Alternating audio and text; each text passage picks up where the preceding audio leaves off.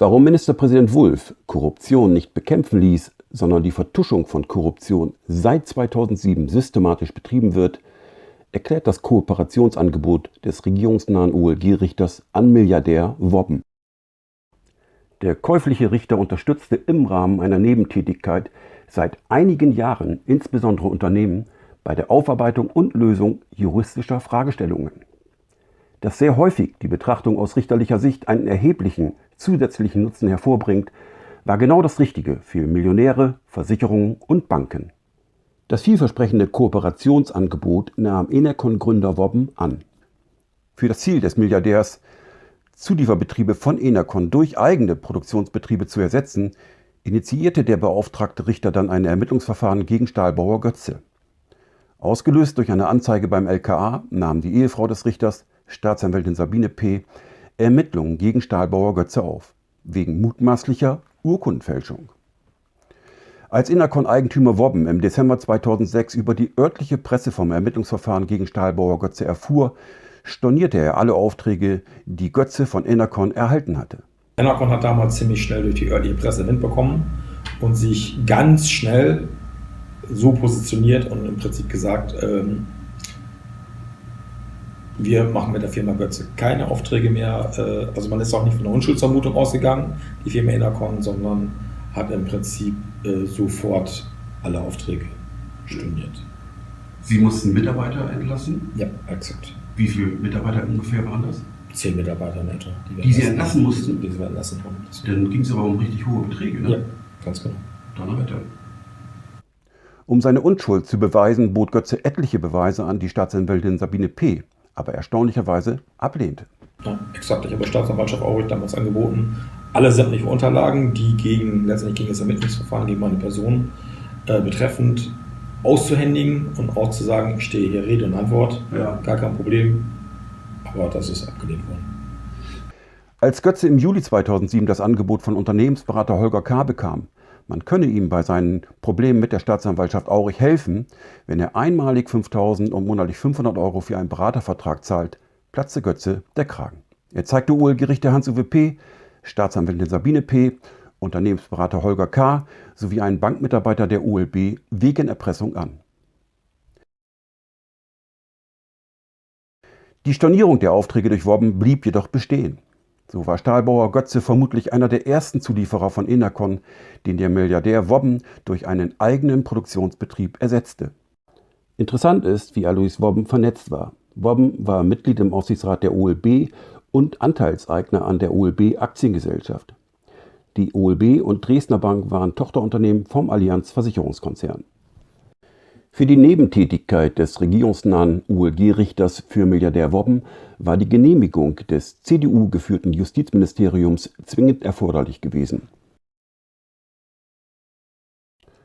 2018 berichtete der NDR über mehrere eigene Zulieferbetriebe von Wobben, die zwar Enercon belieferten, aber rechtlich nicht zu Enercon gehörten. Laut NDR hatte der reichste Niedersachse Teile seines Vermögens im Ausland angelegt. Sein Name taucht in den Panama Papers auf.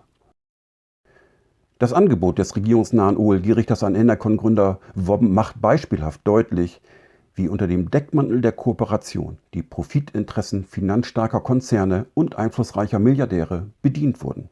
Und dies seit einigen Jahren.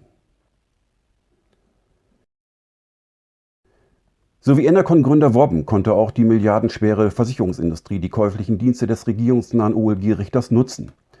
Denn seine Kompetenz im Versicherungsrecht war insbesondere bei der Einflussnahme auf Gesetzgebungsverfahren von unschätzbarem Wert. Wie engagiert Gesetzgebungsverfahren beeinflusst wurden, erklärt ein geständiger Ex-Banker. Und gesagt, getan. Es kam ein Gesetzentwurf vom Bundesverband der Banken, also von den Repräsentanten der Füchse, wenn Sie so wollen. Und dieser Gesetzentwurf ist 1:1 in das Bundesgesetzblatt überführt worden, also in Kraft getreten. Da wurde kein Komma verändert, kein Wort verändert und auch der Anwendungsbereich nicht überdacht. Es wurde wirklich so umgesetzt.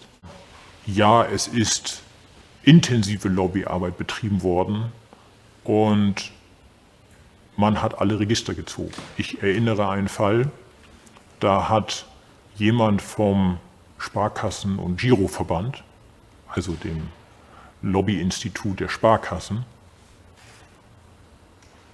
deren leitender Funktion war in der Steuerabteilungsfunktion. Der war Leiter der Steuerabteilung und hat dementsprechend im Sinne der Sparkassen beim Bundesfinanzminister vorgesprochen und hat dort Eingaben gemacht, zum Beispiel auch für oder gegen solche gesetzgeberischen Maßnahmen, für oder gegen solche Schreiben zu Cum-Ex. Und wie ich heute weiß, stand dieser Mensch auch bei uns auf der Gehaltsliste. Dieser Mensch bei dem Sparkassen- und Giroverband hatte bei uns einen Nebenjob. Ich habe ihn nie bei uns im Büro gesehen, aber ich denke, wenn ich das richtig erinnere, er hat 1.500 € im Monat bekommen und hat dafür Gesetze, die er aus dem Finanzministerium bekommen hat, Entwürfe, BMF-Schreiben und dergleichen, sehr schnell zu uns geschickt. Da sehen Sie auch dann, dass Reaktionszeit sehr wichtig war. In ähnlicher Weise lief das in der Versicherungsbranche ab. Aus Sicht eines Richters korrigierte und verfeinerte der Spezialist im Versicherungsrecht Gesetzentwürfe, um eine starke rechtliche Position der Versicherer und den Versicherungsverkäufern gegenüber Verbrauchern zu schaffen. Im Bundesrat erteilte die von Wulff geführte Landesregierung abschließend ihre Zustimmung.